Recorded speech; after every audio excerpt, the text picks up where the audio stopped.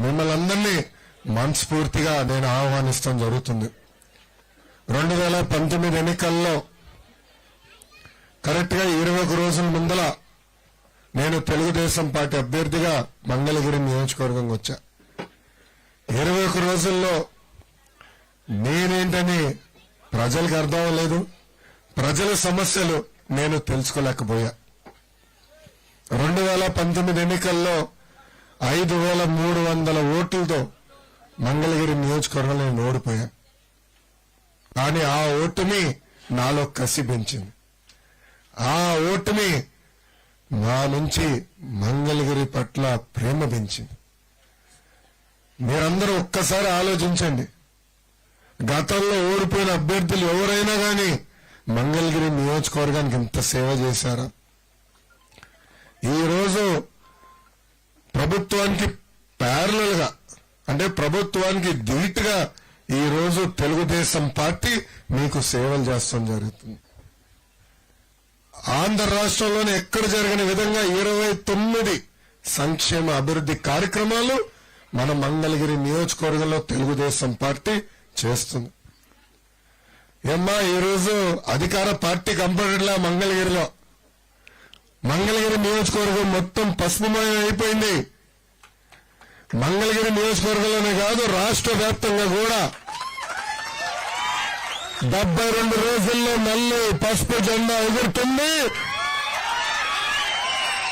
మన సమస్యలు మళ్ళీ చంద్రబాబు నాయుడు గారే పరిష్కరిస్తారు. ఏమా ఎన్నికల ముందర ఏం చెప్పాడు? మద్యం దుకాణాలు తీయేస్తా అన్నాడు. తీశాడా తల్లి? లేదు. ఎన్నికల ముందర ఏం చెప్పాడు? కరెంటు ఛార్జీలు తగ్గిస్తాడని. ఇప్పటికీ 9 సార్లు కరెంటు ఛార్జీలు పెంచారు, ఆర్టీసీ ఛార్జీలు పెంచారు, గ్యాస్ ధర పెంచారు, డీజిల్ ధర పెంచారు, చివరికి క్వార్టర్ బాటిల్ ధర కూడా పెంచారు. ఏం క్వార్టర్ బాటిల్ ధర తగ్గించాలా? అందరు ఫుల్ జోష్లో ఉన్నారబ్బా. ఇంకా మంగళగిరి నియోజకవర్గంలో నన్ను చూసి బడ్జెట్ లో అయితే డబ్బులు కేటాయించారు. 1,000 కోట్లు మంగళగిరి అభివృద్ధి కోసం ఖర్చు పెడతాను. ఒక్క ఇల్లు గట్ల, ఒక డ్రైన్ సరిగేలా. ఈ రోజు ఎక్కడికి వెళ్ళినా అందరూ అడిగే సమస్య ఒకటే, కనీసం మా డ్రైన్లు బాగు చేయండి అని. ఎన్నికల ముందల కొండపోరం బొక్కు కానివ్వండి, అటు ఇరిగేషన్ భూమి కానివ్వండి, ఎండోమెంట్ భూమిలో దశాబ్దాలుగా మీరు నివసిస్తున్న భూముల్లో అన్ని రెగ్యులరైజ్ చేస్తానని హామీ ఇచ్చారు. కానీ ఒక్క భూమి కూడా చేయలేదు తల్లి. ఇప్పుడు ఎన్నికలు వస్తున్నాయని హడావుడిగా కావాలని ఏదో పట్టాలు ఇస్తామని ఫేక్ పట్టాలే సృష్టిస్తుంది ఈ ప్రభుత్వం.